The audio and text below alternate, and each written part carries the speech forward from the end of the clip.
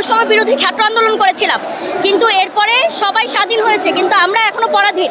আমার সমন্বয়ক ভাইদের কাছে প্রশ্ন, আমরা কেন এখনো পরাধীন? দেশটা যেমন কোনো বাপের না, দেশটা শুধু মুসলিমদেরও না, দেশটা সবার। আমরা ভাই রোহিঙ্গা না, আমরা এই দেশে ভূমিপুত্র, আমরা এই দেশে পয়সা আসি নাই।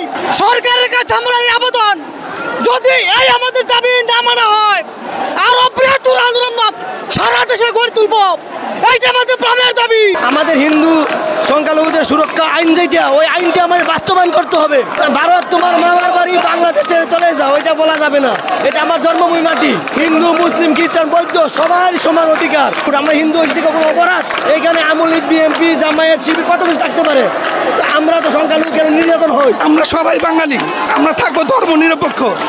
আমরা ৭১-এ যুদ্ধ করেছি ধর্ম নিরপেক্ষভাবে, এবার ছাত্র আন্দোলন করলাম ধর্ম নিরপেক্ষভাবে। কিন্তু যখনই সরকার পতন হলো, তখনই দেখা যাচ্ছে একদল আমাদের সুযোগ সন্ধানীভাবে আমাদের মন্দির ভাঙচুর, আমাদের সম্পদ লুটপাট শুরু করেছে। এগুলো কেন? এই বাংলায় বাংলার হিন্দু, বাংলার মুসলিম, বাংলার বৌদ্ধ সবাই থাকবে। যখন কোটা আন্দোলন হয়েছিল, আমরা ছাত্ররা হিন্দু মুসলমান বৌদ্ধ খ্রিস্টান সবাই আমরা আন্দোলন করেছি। আমরা কি কোটা আন্দোলনে রক্ত দেই নাই? এখন যখন হিন্দুদের উপর হামলা হচ্ছে, তখন সমন্বয়করা কেন চুপ? আমরাও মানুষ, আমাদের বাঁচার অধিকার আছে। আমরা কারো দয়ার পাত্র না, আমরা হিন্দুরা, আমরা মাথা উঁচু করে বাঁচতে পারি। বৈষম্য বিরোধী আন্দোলনটা হয়েছে কিন্তু এই বৈষম্যের জন্য না, অবশ্যই বাংলাদেশ বৈষম্য বিরোধী হতে হবে।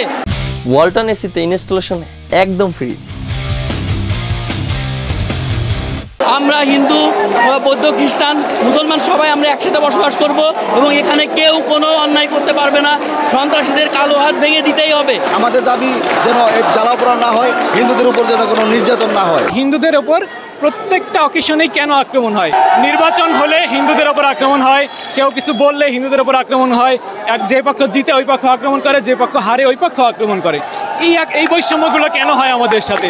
আমাদের সংখ্যালঘু সুরক্ষা আইন হোক, সংখ্যালঘু মন্ত্রণালয় হোক, প্লাস এই সাম্প্রদায়িকভাবে যাদের উপর হামলা নির্যাতন হয়, সেই নির্যাতনের বিচার হোক দ্রুত হবে এবং ক্ষতিপূরণ ও পুনর্বাসনের ব্যবস্থা করা হোক। মূলত আমাদের এই দাবিগুলোই।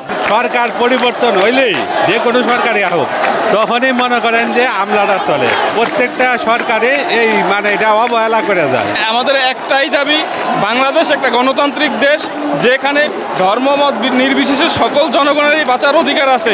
এইখানে কোনো ধর্মই নির্যাতিত হবে না, সবাই আমরা একসাথে থাকতে চাই। আমরা 3 দিনের মধ্যে আমাদের ভাই হত্যার, বোন হত্যার বিচার চাই। আমাদের মন্দিরে হামলা কেন?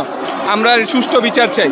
যারা এই কাজ করেছেন তাদের আইনের আওতায় এনে ফাঁসির ব্যবস্থা করা হোক। সবাইকে সবার ধর্ম পালন করার অধিকার আছে, সবাইকে সে সুযোগ দিতে হবে। সরকারের কাছে একটাই দাবি, যাতে আমাদের হিন্দুদের উপর যে নির্যাতন হয়েছে তার সুষ্ঠু বিচার হোক এবং আমাদের হিন্দু একটা পরিষদ গঠন করা হোক, মন্ত্রণালয়। আর আমরা যাতে আমাদের এই দেশে, আমাদের নিজের দেশে যাতে স্বস্তিতে থাকতে পারি। সনাতন ধর্মাবলম্বী যারা ভাই বোনেরা রয়েছেন, তারা কিন্তু ইতিমধ্যে শাহবাগ চত্বরে দখল করে একটি বিক্ষোভ কর্মসূচি পালন করছে এবং তাদের যে দাবিগুলো রয়েছে, প্রধান দাবি হচ্ছে তারা এদেশের বাঙালি, তাদের এদেশের ভূমি রয়েছে, তারা কেন নির্যাতনের শিকার হবে?